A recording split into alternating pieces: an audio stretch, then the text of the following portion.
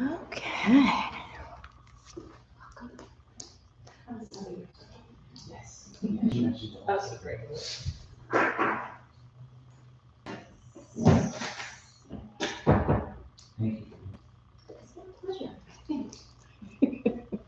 We were just chatting about that. And since we're live, I think I'll go ahead and mention that it is my pleasure to be here subbing for Annie with the Dharma and meditation for this evening. We have some folks in studio. We may have some people live with us, and we may have some people later. So wherever you are and whoever you are, welcome. And thank you for being part of our Sangha. It's a really important part of practice to me, the idea of community and the idea, Marla's here. Good evening. Yeah, the idea that we come to sanctuary for each other and we support each other when we're here. Some people have said that meditating in a group is a little performative, like maybe you're showing off or something. I don't really buy that. I think that's actually, if we need to be with people and we need to show ourselves, we could show ourselves in that particular light and take advantage of the fact that we are here together doing something that we like, that we hope will aid in our spiritual and emotional development. So, as we get going, let's check in.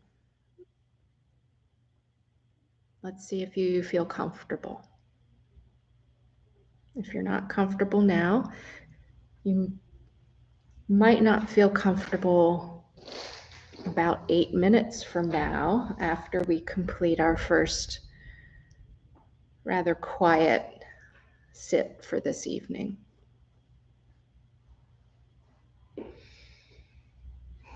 As the body comes into stillness, it's an opportunity to greet the breath.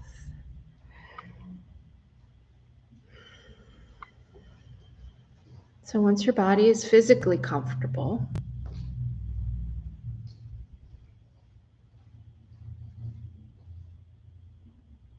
feel what it's like to allow that body to be a container, a receiver, a recipient of the breath coming in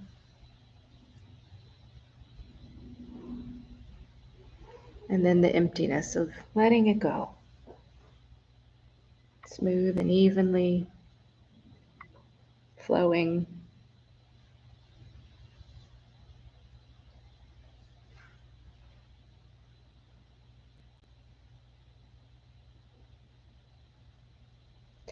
No particular pauses or holds at the top or the bottom of the breath.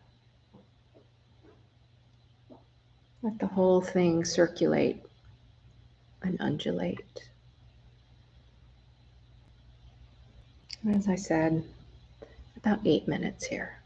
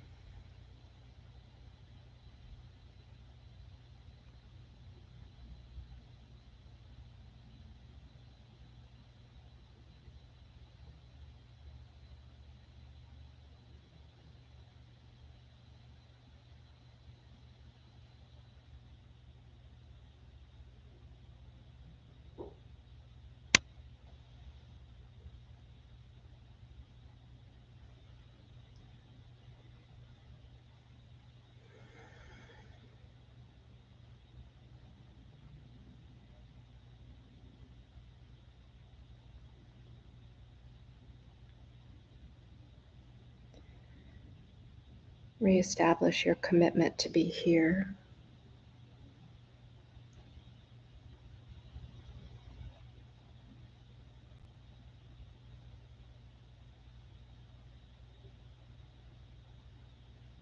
to be with this breath and the next and the next.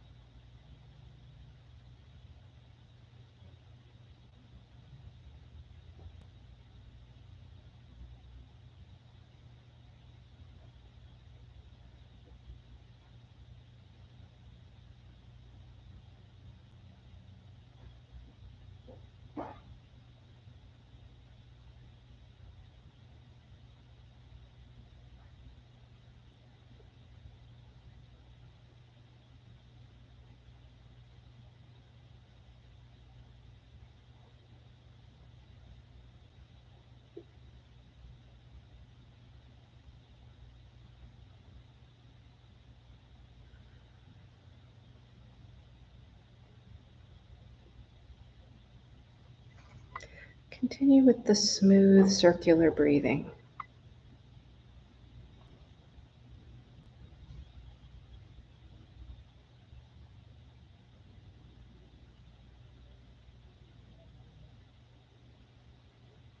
And as we enter the meditation at the end of a day, it can sometimes take the full 8 minutes to reharmonize. The body knows what to do. Give it time. Give it space. Give it patience.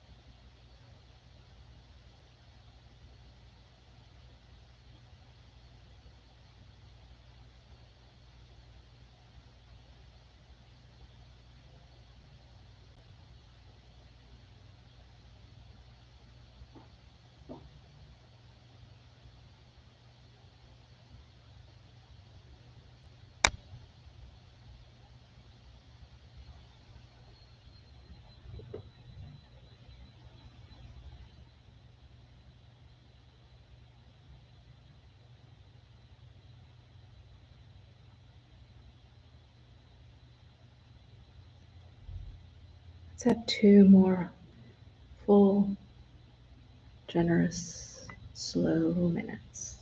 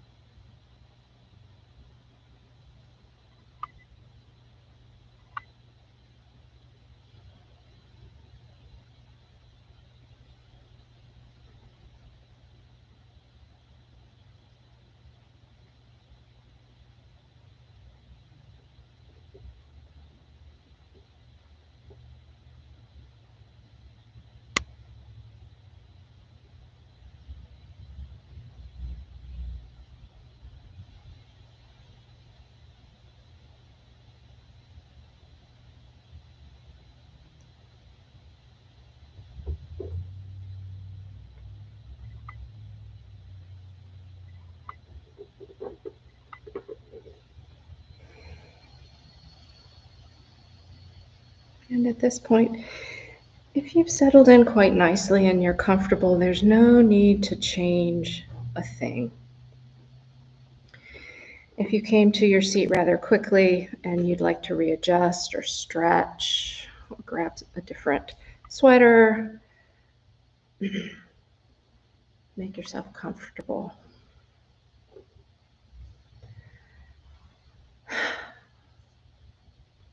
So we're here at the Arlington studio of Sun and Moon, where I have been a yoga teacher since 2018, but I've been a student, well, I'm still a student, of course, I hope I am my whole life, but I began as a student in 1995. And I can remember through the 90s and probably into the early 2000s coming to different classes here at the studio. And as I sit in these rooms, I have very clear memories of some of the talks and meditations that different teachers would give. And I remember so distinctly the feeling of being very huffy and resentful over some of the things that were said to me. One of them was the idea that myself was an illusion and myself is something to be deconstructed and overcome. It is a limiting, if myself is limiting, it is limited. In fact, it's a limiting belief. It's not even really a thing at all. But I think the thing that got me the most was that it needed to be overcome, as if I would abandon some part of myself. And I remember really enjoying the yoga and the movement and the community, but being, okay, this whole abandoning of myself thing ain't gonna happen. That's not, it makes no sense. And I think that is a really probably pretty common and maybe even pretty healthy way to approach being told what to do. um, I used to teach English, and one of my favorite things to teach was the Odyssey. And in the course of that long, long journey, Odysseus and his crew encounter many different um, scary and weird things that involve them forgetting who they are. The sirens, if you listen, you will dash yourself on the rocks because there's nothing that exists except the music. The island of the lotus eaters, where everything is forgotten. Circe, the spells of Circe that would turn you into a swine, a pig, and you would forget your very humanity. So I don't think it's unusual that I felt protective of myself. And also at that time, I think I probably was spending good, healthy energy getting to know myself and appreciate some of my qualities, some of the things that had helped me survive until that time in my life. Um, I do some work for hospice, and I think that idea of being with yourself and protecting yourself is something that goes through our whole entire lives. I made a phone call and spoke with the spouse of a woman who doesn't have a lot of memory left, and he was chuckling and was very proud of her because she was kicking the staff members when they would come to care for her. She didn't remember who they were. She didn't know what they were doing. And she was getting in trouble because she was kicking them. And he thought that was just great because she knew herself enough to know that she was there for herself. And I love that. I love that story. And I love that he was so tickled with her for maintaining that self, that bit of ego, if you will. And ego certainly gets a bad rap. Um, it brings me to something that I'll share with you from the Yoga Sutras that will lead us into our next meditation this evening. The Yoga Sutras are one of the texts that we refer to when we look to the larger Sangha, the generations throughout time, throughout the globe, that have worked with some of these ideas and the little bits of knowledge and wisdom that they leave for us. One of those is a whole list of things called the kleshas that might get in the way of our meditation practice, things that might become barriers to us as we try to find that kind of growth. One of those is called Asmita. Asmita. And it can translate as false identification. It might be easy to think of it as ego. Um, it includes the body, the mind, your personality, your thoughts, your values, the things you're good at, your characteristics, everything that's with you in your body, your mind, your personality, Everything that's gotten you this far in life, for better or worse. This is all false identification. If you identify with these things, the Yoga Sutras tell us that this is a false identification. So this definitely gets me back to that feeling of annoyance that I was having, being told that I should destroy or dishonor all of those things that I had worked for several decades to get to. Anyone who's made it through childhood, according to the novelist Flannery O'Connor, has a whole book inside of them that they could write about. So we all have these things, maybe that can be points of pride for us in our lives. The good news is we don't have to go with the direct translation of Asmita as false identification. These words that come to us through hundreds of years and through Sanskrit are open to some of our discussion, to some of our interpretation. And of course, they're informed by our experience here. There's no other way for us to understand these things except with the bodies and the minds and the experiences that we have right here.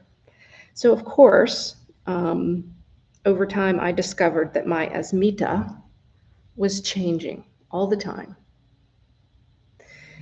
And maybe you've had an experience like this where you read a journal entry from years ago, maybe even a diary from when you were young, and either you don't remember writing it or it seems like a different person wrote it. Maybe there's an essay for school or a poem that you wrote or a dream journal that you've kept. And when you go back to it, you realize, I'm just not that person anymore. I believe a different thing. I've had a different experience. I've changed. So your Asmita changes. And that's a good thing, right? So we can let it grow, we can let it expand. It's very easy to say, of course, we know the body changes, whether it's through injury or the passage of time or natural aging. We might get to a point where we look in the mirror and clearly know the Asmita is always changing. I think I prefer to think of Asmita not as false identification, but partial identification. So what the sutra really would like us to do is something that the yoga teacher TKV Desikachar refers to when he says yoga is relationship. And really you can insert other things where it says yoga. Meditation is relationship. Prayer is relationship. All those contemplative practices across the world and throughout the generations invite us into relationship. And in this case, we can have it all. We can have a relationship with our ego, with our Asmita, and also with the other self, the one that is unchanging. So here's where we get into what we might contemplate as we sit quietly together for our next meditation. A relationship with that unchanging, indestructible self, not the little s self, but the capital S self, the one that is without condition, that still, quiet, or even silent place. We might call it the ground of being, pure essence, the soul, the higher self.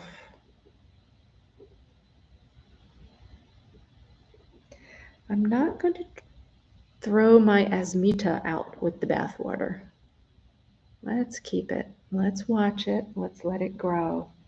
And deepen the relationship we have with the unchanging one, which is also within each and every one of us. So we'll do it right here, right now, with what we have available. We'll take the next 15 minutes.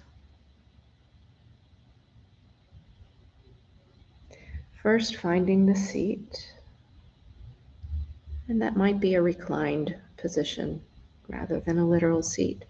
Oil the gate, make it comfortable, enter easily, support yourself.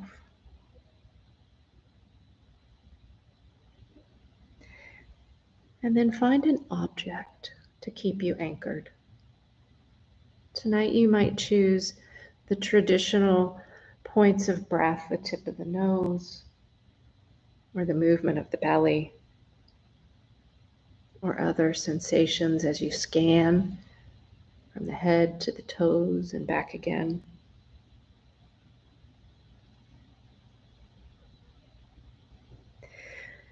And in honor of our deepening relationship with both the Asmita and the eternal self, perhaps you'd like to meditate tonight as your object on a place or a moment that you evoke with great love in the sensation of your body, of being cared for, nurtured. It might be helpful to place a hand on the heart or the belly.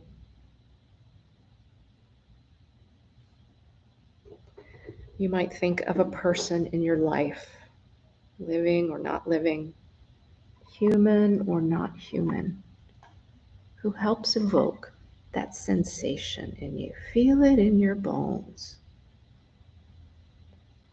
We'll actually use this changing and impermanent body as a way to reach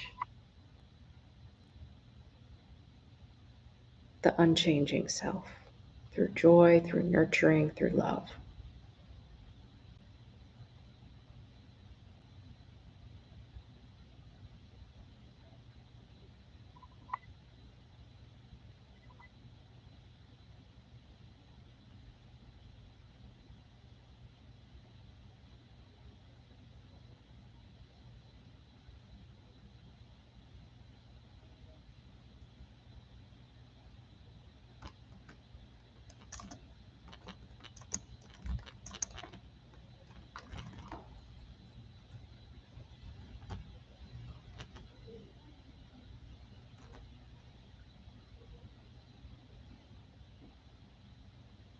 Stay riveted to the object of your attention, whatever it is you've chosen for tonight.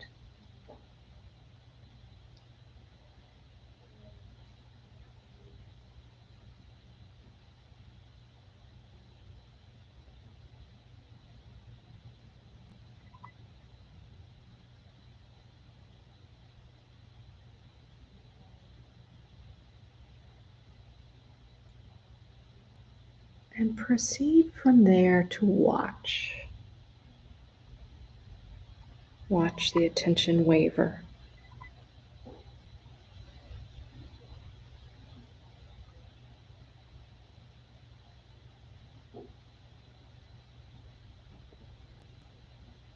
When you notice it happening, you might label thinking, thinking.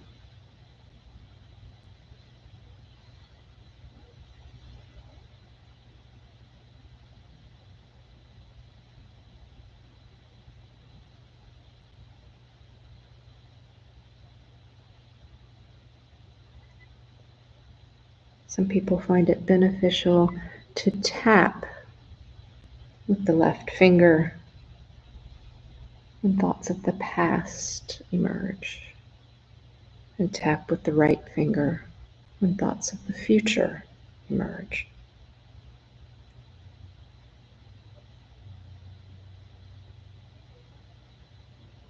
And let that reminder bring you back to the object of your focus.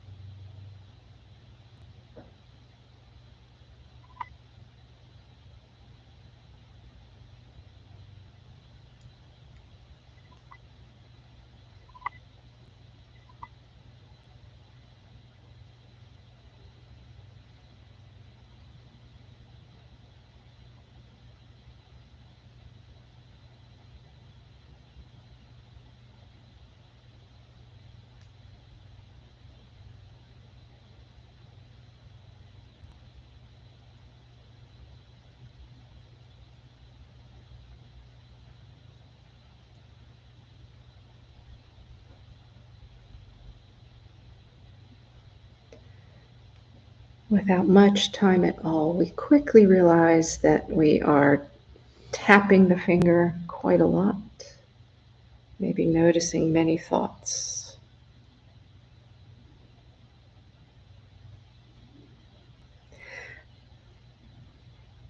Another part of your asmita, of your habit, of your personhood, is the reaction you have to noticing your thoughts. Is there a sense there of, oh, I shouldn't be thinking so much? I shouldn't dwell on that past item. I shouldn't be fantasizing. I shouldn't be planning. Hear those voices. And here's a trick we can do for tonight to build relationship with the unchanging, indestructible self. Hear that voice and notice it and honor it.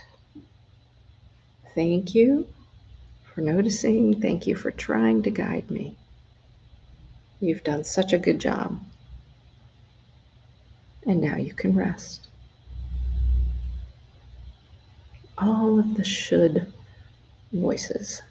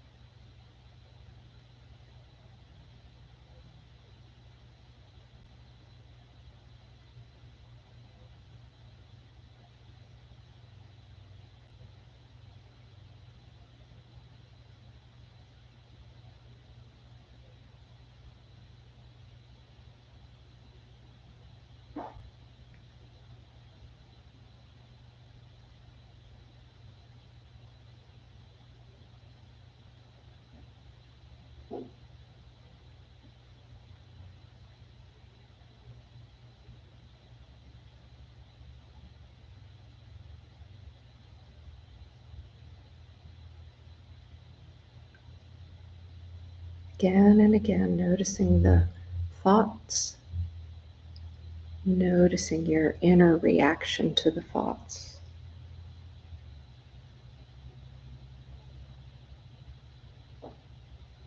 And returning again and again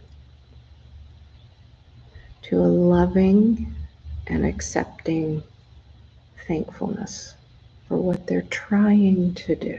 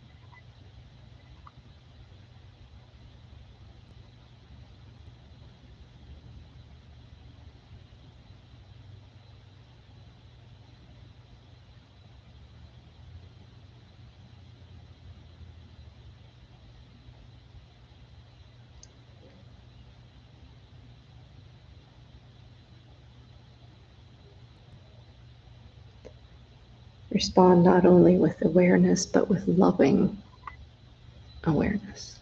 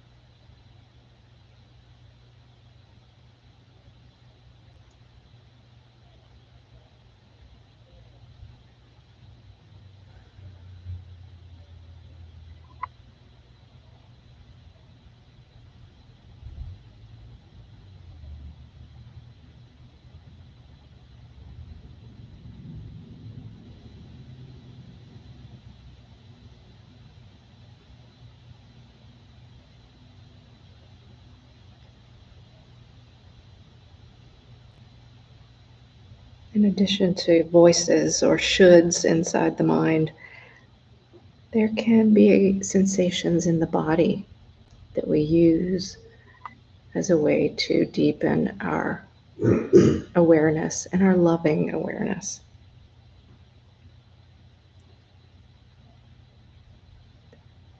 If there's a sound or slight discomfort, slight annoyance, let it have some space.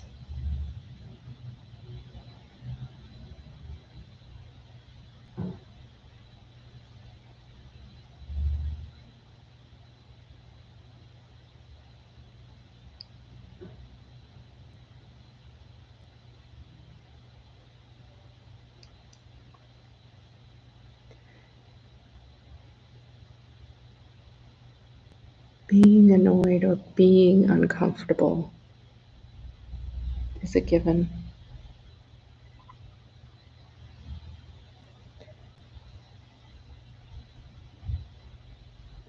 We'll try not to get annoyed at being annoyed.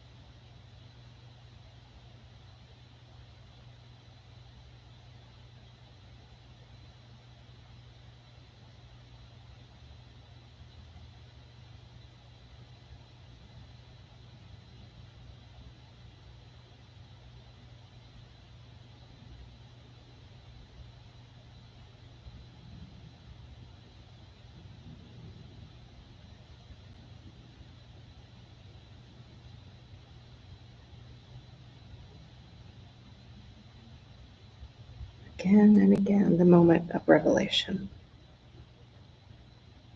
Notice where you are. Notice where the mind has traveled. And respond with love, loving awareness. This is our shared inheritance.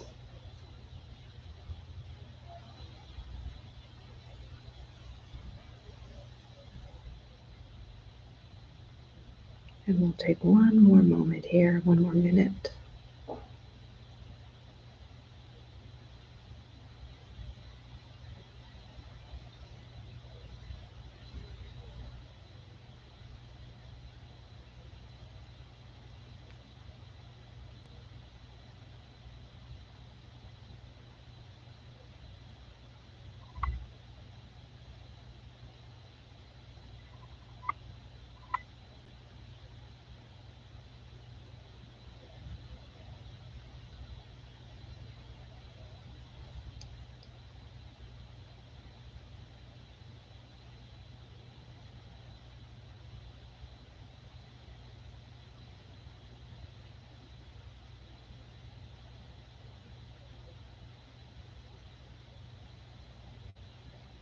If you'd like to change your seat, you can.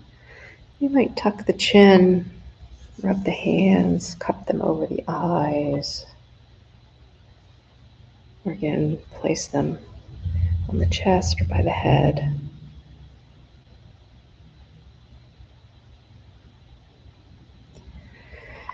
And clear the breath.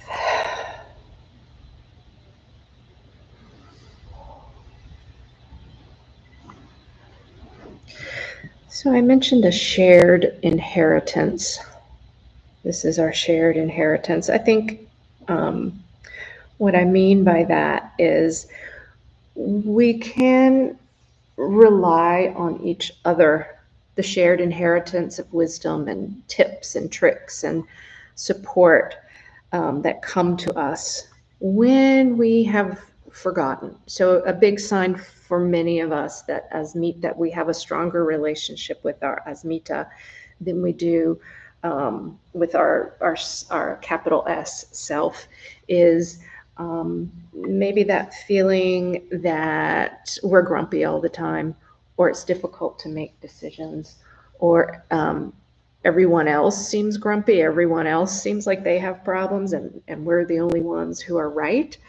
Um, the theologian C.S. Lewis alludes to the fact that he always could tell he was the furthest from God when he was the most certain that he was right about something. That was a big tip for him. Now, again, we're not going to get rid of Asmita. So if you have learned something and if you believe something and you have values, there's no need to get rid of those. I think what we're talking about here is the shared inheritance of yearning for something to balance with that. Knowing that we can't know what's best for the whole entire world. I don't claim that I'm right on every single aspect of everything on the planet. That is beyond my scope.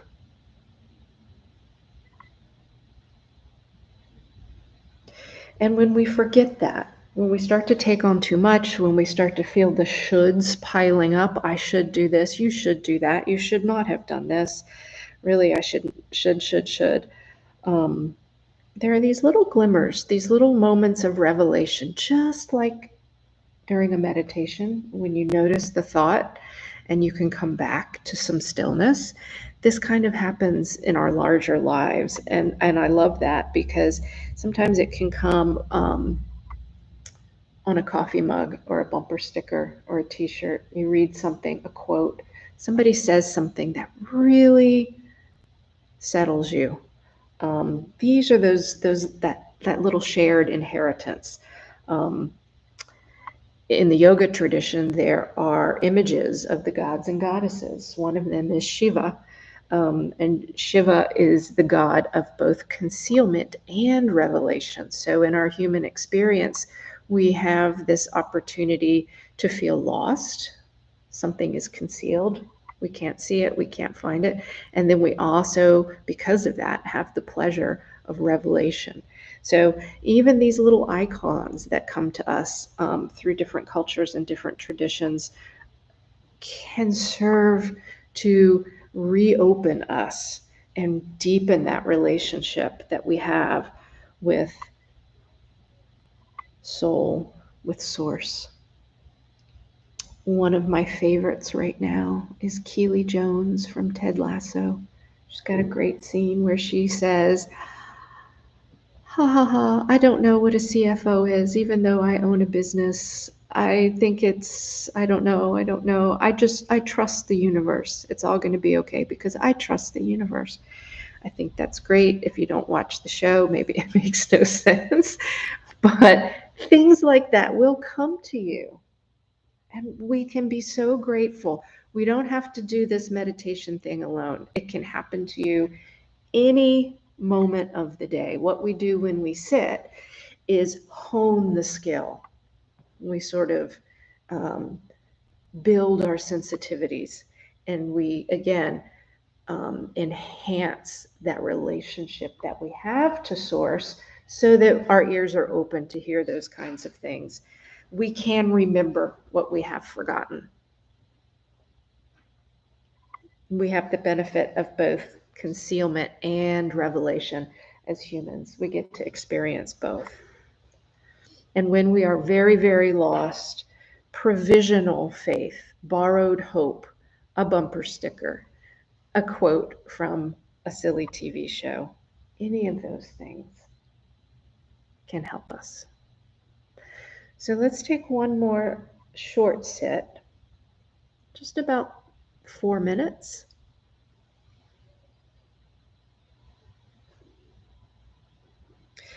And you could do the traditional focus on the breath, tip of the nose or the belly. You might think of a quote or a statement that has appeared to you in your life. Turn it into a little mantra for the next few moments. One I've been working with lately, although Keely Jones, I Trust the Universe, is pretty good, I have been working with I am loving awareness. And this is from Ram Dass. I am loving awareness.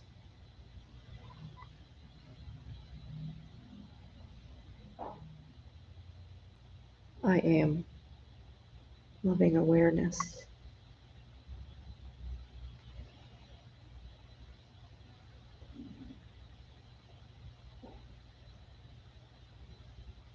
I am loving awareness.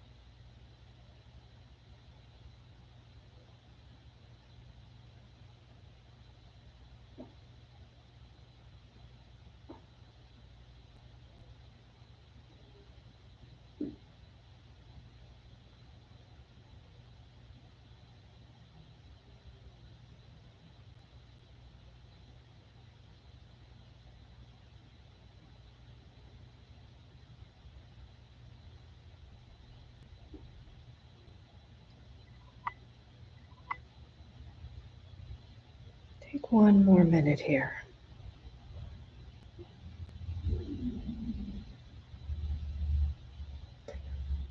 I am loving awareness. I trust the universe.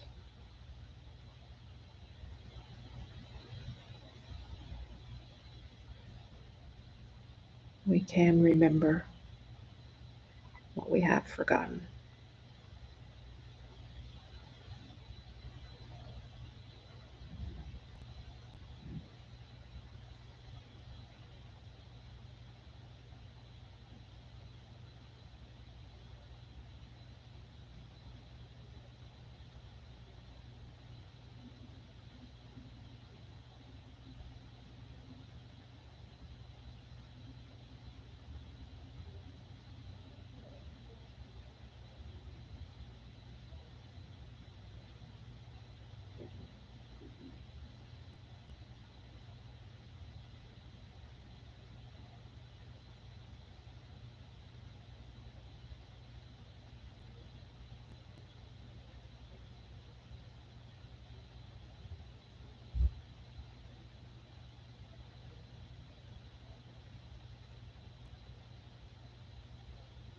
If you'd like to continue with your meditation, of course you are welcome.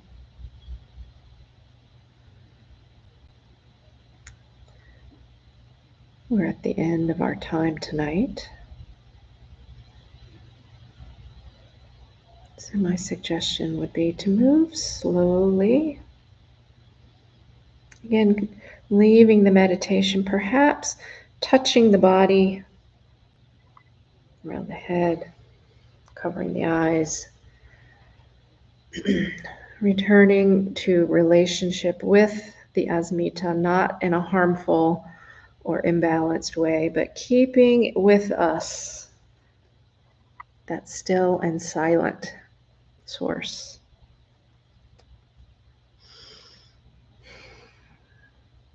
May all beings, including ourselves, be happy,